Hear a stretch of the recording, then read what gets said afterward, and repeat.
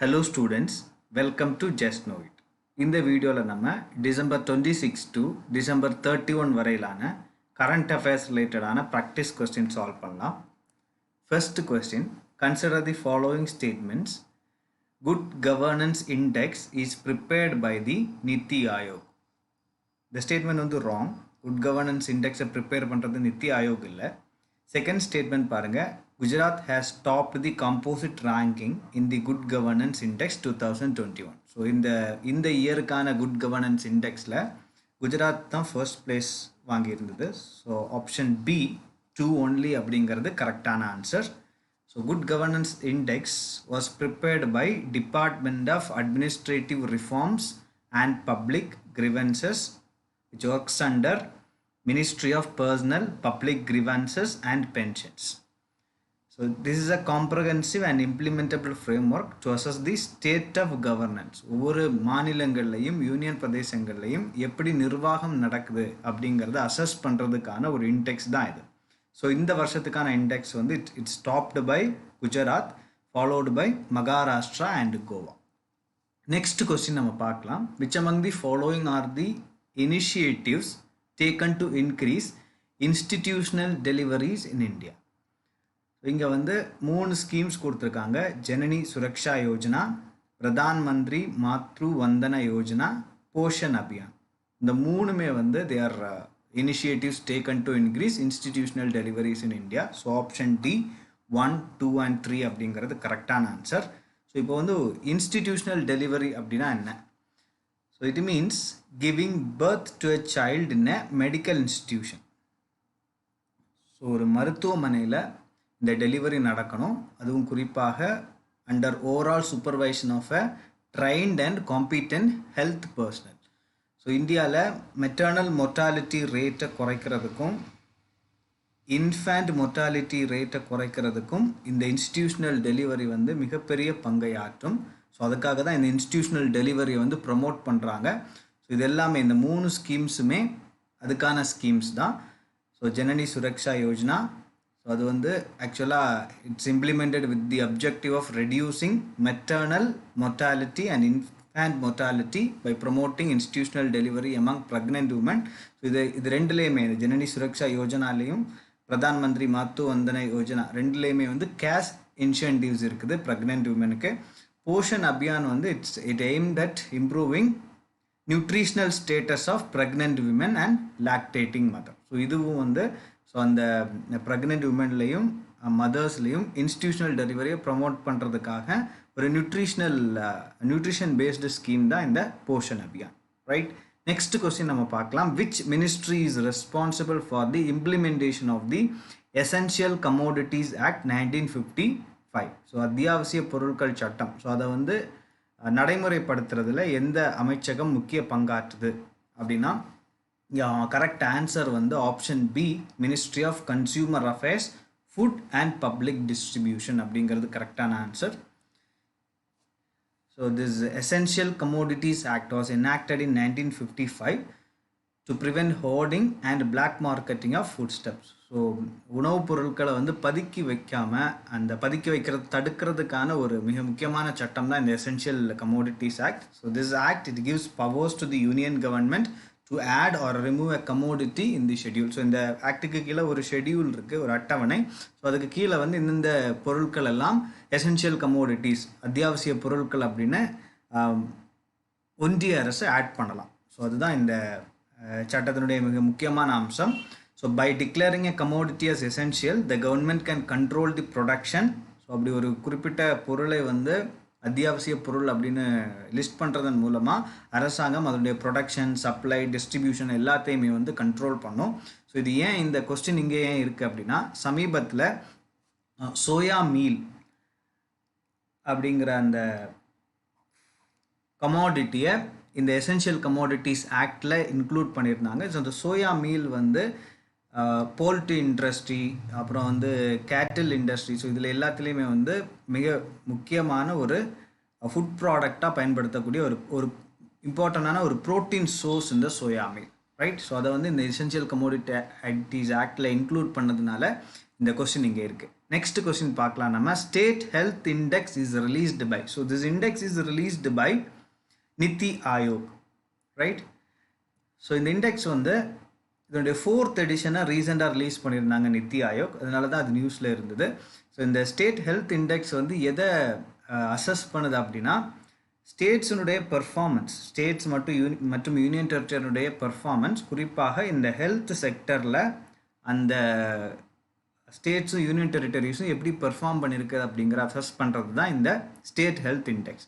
So இதில் கேட்டகரிஸாக பிரிச்சிருக்காங்க. இப்போ லார்ஜர் ஸ்டேட்ஸ் அப்படிங்கிற கேட்டகரியில் டாப் ரேங்க் வந்து கேரளாவுக்கும் தமிழ்நாடுக்கும், ஸ்மாலர் ஸ்டேட் கேட்டகரியில் டாப் ரேங்க் வந்து மிசோரம் அண்ட் திரிபுரா, யூனியன் டெரிட்டரிஸை பொறுத்த வரைக்கும் தாத்ரா அண்ட் நாகர் காவேலி, டையூ அண்ட் டாமன், அப்புறம் சண்டிகர். ஸோ இது மூணுமே வந்து top ranking union territories.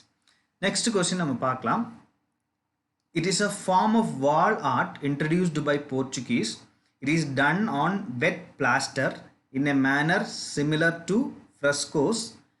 Indian red pigment obtained from the laterite soil is the only color used in this art. It is found in temples of Konkan region, especially in temples of Goa, parts of coastal Maharashtra and Karnataka. So இது எந்த art form அப்படின்னு கேட்குறாங்க. So இந்த art form வந்து காவி art, option D. ரொம்ப முக்கியமான ஒரு ஆர்ட் ஃபார்ம், போர்ச்சுகீஸ் இன்ட்ரடியூஸ் பண்ண ஆர்ட் ஃபார்ம். ஸோ இந்த ஆர்ட் ஃபார்ம் வந்து அழியும் தருவாயில் இருக்குது. ஸோ அதனால் அதை ப்ரொடெக்ட் பண்ணோம் அப்படிங்கிற ஒரு கன்சர்னை சமீபத்தில் மான் கி பாத் அப்படிங்கிற அந்த ப்ரோக்ராமில் பிரைம் மினிஸ்டர் ரீட்ரேட் பண்ணியிருந்தாரு. தேட்ஸ் வை இந்த கொஸ்டின் இங்கே இருக்குது. ஸோ த டேர்ம் காவ் அப்படின்னா கொங்கணியில் வந்து இந்தியன் ரெட் பிக்மெண்ட் அப்படின்னு அர்த்தம். ஸோ இந்த ரெட் மட்டும் தான் இதில் யூஸ் பண்ணுறாங்க. ஸோ இந்த ரெட்டை வந்து எங்கேருந்து எடுக்கிறாங்க அப்படின்னா லேட்ரைட் சாயிலேருந்து எடுக்கிறாங்க. ஸோ அங்கே அந்த பகுதிகளில் கிடைக்கக்கூடிய மணல்ல இருந்து தான் இந்த ரெட் பிக்மெண்ட்டை எடுத்து அந்த ஆர்ட் ஃபார்மை பண்ணுறாங்க, ரைட்?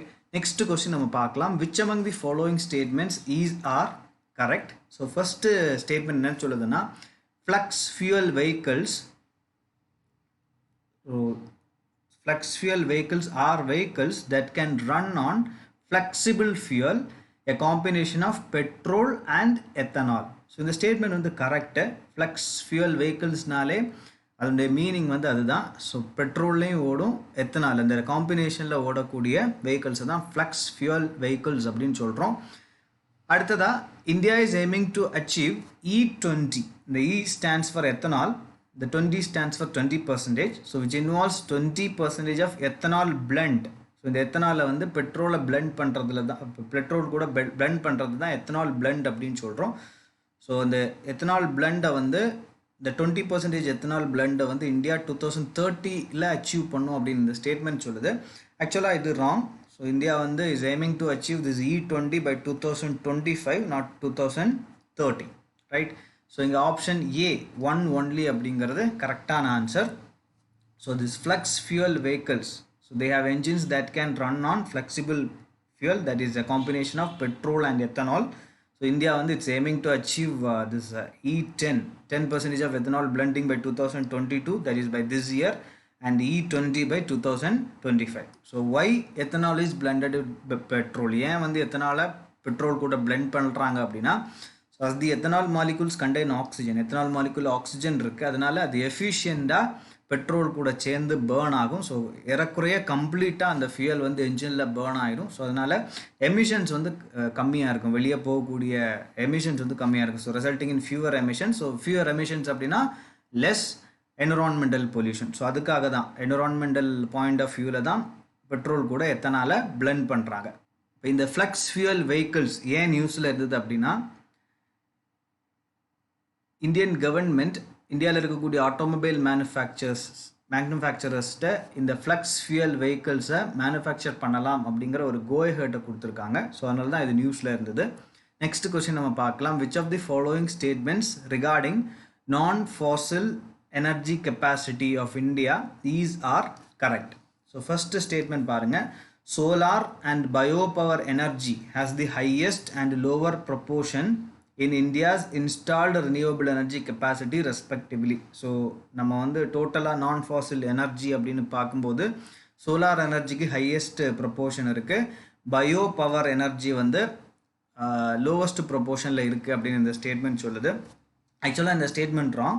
ஸோ சோலார் எனர்ஜி வந்து ஹையஸ்ட் ப்ரொபோர்ஷனில் தான் இருக்குது. ஸோ அதிகமாக வந்து நம்ம ஜென்ரேட் பண்ணக்கூடிய ரினியூவபிள் எனர்ஜி வந்து சோலார் எனர்ஜிலேருந்து தான் கிடைக்குது.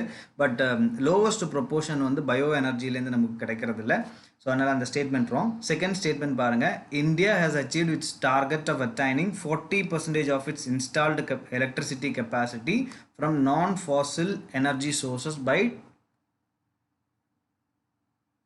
2030 in 2021. ஸோ நம்ம வந்து COP21க்கு கீழே பாரிஸில் நடந்த 2015 நடந்த கான்ஃபரன்ஸ் ஆஃப் பார்ட்டிஸ் 21க்கு கீழே என்டிசி நேஷ்னலி டிட்டர்மைன்டு கான்ட்ரிபியூஷன் அப்படின்னு ஒரு டார்கெட்டை வந்து நம்ம அவங்கள்ட்ட சொல்லியிருந்தோம். ஸோ அந்த யூஎன்எஃப்சிசிகிட்ட. ஸோ அந்த டார்கெட்டை வந்து நம்ம 2021 அச்சீவ் பண்ணியிருக்கோம். ஸோ அதாவது நம்முடைய ஒட்டுமொத்த எலக்ட்ரிசிட்டி கெப்பாசிட்டி வந்து நான் ஃபாசில் ஃபியூயல்லேருந்து எடுக்கிறது 40% இருக்கும் அப்படின்னு 2030க்குள்ளாடி இந்த டார்கெட் அச்சீவ் பண்ணுவோம் அப்படின்னு சொல்லியிருந்தோம். பட் 2021 அதை நம்ம அச்சீவ் பண்ணிட்டோம். ஸோ தட்ஸ் வை இது சார்ந்த ப்ரெஸ் ரிலீசஸ் இருந்தது. ஸோ இங்கே வந்து ஆப்ஷன் பி 2 ஒன்லி அப்படிங்கிறது கரெக்டான answer.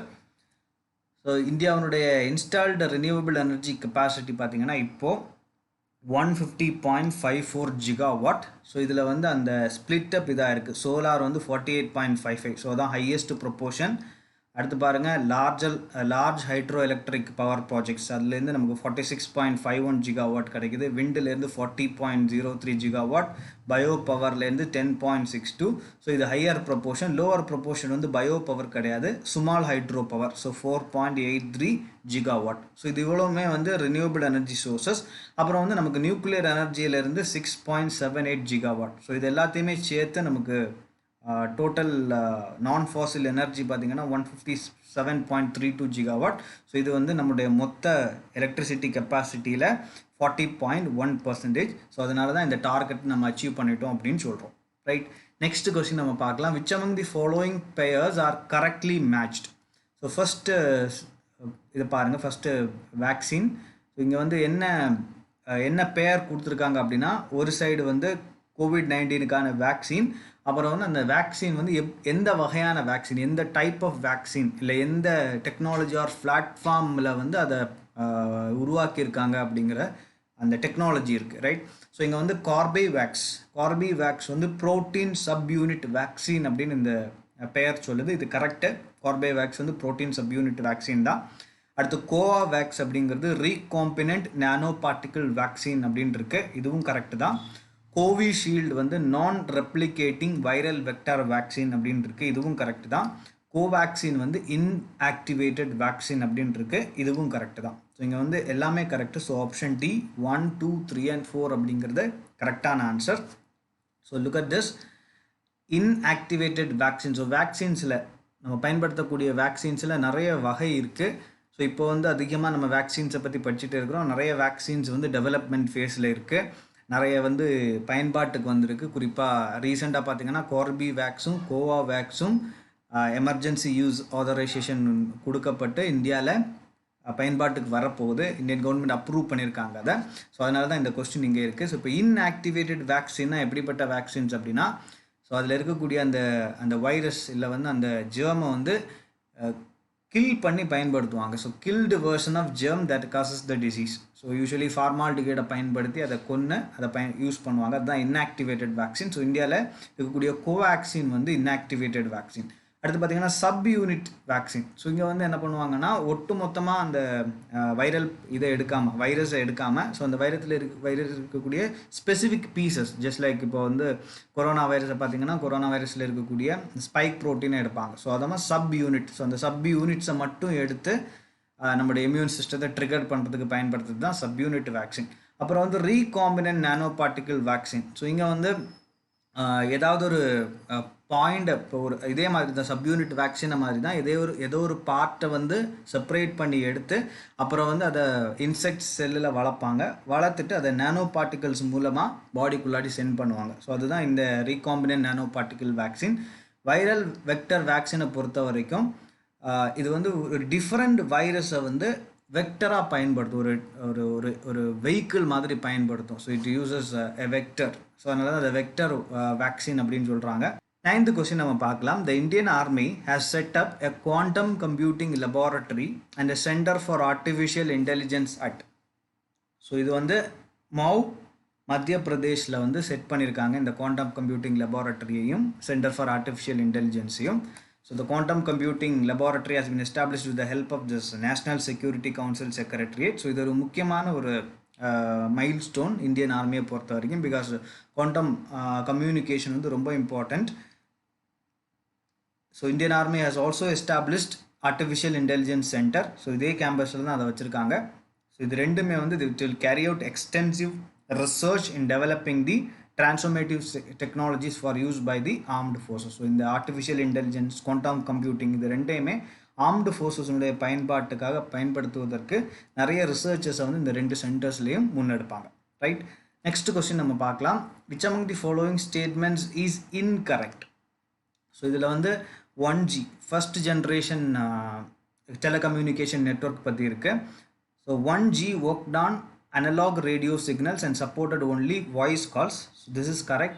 For 2G second generation, it used digital radio signals and supported both voice and data transmission, but the data transmission bandwidth பாருங்க just 64 kilobyte per second. At the 3G வந்து it has a speed of 1 to 2 Mbps with the ability to transmit telephone signals, digitized voice and video calls. So இதுவும் correct, right? 4G has the internet speed of up to 20 Gbps. Okay, so gigabyte per second அப்படின்னு இருக்கு. No, so 20 gigabyte per second வந்து 5G உடைய internet speed, 4G உடைய internet speed கிடையாது. So அதனால் இங்கே வந்து இன்கரெக்ட் ஸ்டேட்மெண்ட் அப்படிங்கிற இந்த ஆப்ஷன் டி தான். Right, so correct answer is option D. So 4G வந்து it was launched in 2009 with a peak speed of 100 Mbps to 1 Gbps. Right, so இங்கே வந்து நமக்கு ஆப்ஷனில் 20 Gbpsன்னு இருக்குது, அதனால தான் இன்கரெக்ட் ஸ்டேட்மெண்ட்.